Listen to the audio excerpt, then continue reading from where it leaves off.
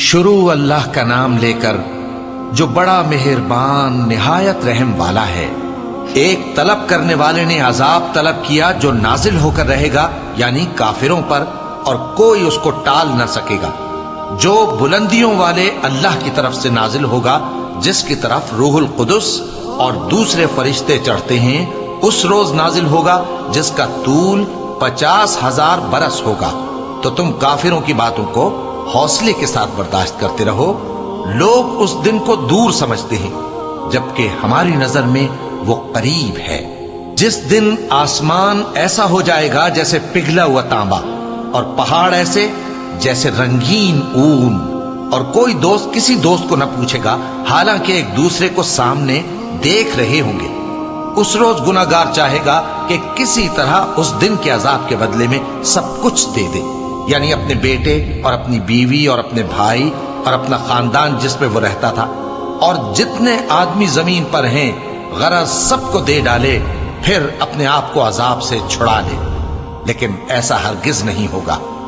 وہ بھڑکتی ہوئی آگ ہے، کھال ادھیڑ کر کلیجہ نکال لینے والی۔ وہ ان لوگوں کو اپنی طرف بلائے گی جنہوں نے دین حق سے اعراض کیا اور منہ پھیر لیا، اور مال جمع کیا، پھر سینت سینت کر رکھا۔ کچھ شک نہیں کہ انسان کم حوصلہ پیدا ہوا ہے۔ جب اسے تکلیف پہنچتی ہے تو گھبرا اٹھتا ہے، اور جب ملتا ہے اس کو مال تو بخیل بن جاتا ہے۔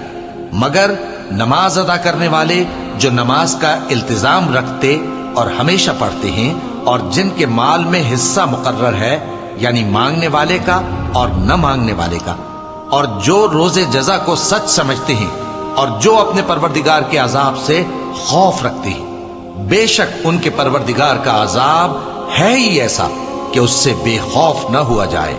اور جو اپنی شرمگاہوں کی حفاظت کرتے ہیں مگر اپنی بیویوں یا باندیوں سے کہ ان کے پاس جانے میں انہیں کچھ ملامت نہیں، اور جو لوگ ان کے سوا اور طریقے ڈھونڈیں تو وہ حد سے نکل جانے والے ہیں، اور جو اپنی امانتوں اور اپنے عہد و پیمان کا پاس کرتے ہیں، اور جو اپنی گواہیوں پر قائم رہتے ہیں، اور جو اپنی نماز کی پابندی کرتے ہیں، یہی لوگ جنتوں میں عزت و اکرام سے ہوں گے۔ تو اے نبی، ان کافروں کو کیا ہوا ہے کہ تمہاری طرف دوڑے چلے آتے ہیں، دائیں اور بائیں سے گروہ گروہ ہو کر جمع ہوتے جاتے ہیں؟ کیا ان میں سے ہر شخص یہ امید رکھتا ہے کہ نعمت کے باغ میں داخل کیا جائے گا؟ ہرگز نہیں۔ ہم نے ان کو اس چیز سے پیدا کیا ہے جسے یہ جانتے ہیں۔ پس مشرقوں اور مغربوں کے مالک کی قسم کہ ہم طاقت رکھتے ہیں، یعنی اس بات پر کہ ان سے بہتر لوگ بدل لائیں، اور ہم عاجز نہیں ہیں۔ تو اے پیغمبر، ان کو باطل میں پڑے رہنے اور کھیل لینے دو، یہاں تک کہ جس دن کا ان سے وعدہ کیا جاتا ہے وہ ان کے سامنے آ موجود ہو۔ اس دن یہ قبروں سے نکل کر اس طرح دوڑیں گے جیسے کسی مقابلے کے نشان کی طرف دوڑے جا رہے ہوں۔ ان کی آنکھیں جھک رہی ہوں گی اور ذلت ان پر چھا رہی ہوگی۔ یہی وہ دن ہے جس کا ان سے وعدہ کیا جاتا تھا۔